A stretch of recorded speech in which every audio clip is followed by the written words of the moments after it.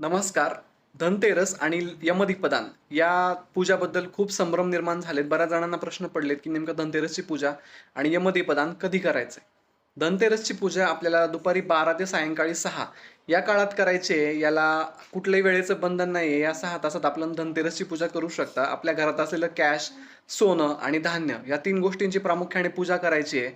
व पूजा झाल्यानंतर हे सर्व परत सेफ ठिकाणी ठेवून देऊ शकता. ही पूजा रात्रभर ठेवण्याची गरज नाही. व सायंकाळी सूर्यास्तानंतर साधारण अर्धा ते पाऊण तासानंतर आपल्याला यमदीपदान करायचंय.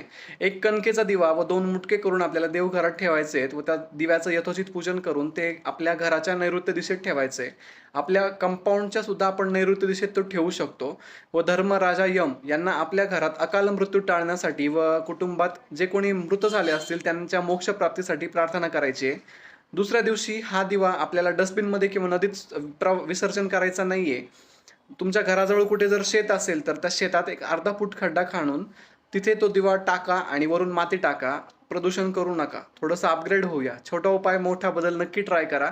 राजमंगल वास्तू या पेजला फॉलो करा. धन्यवाद.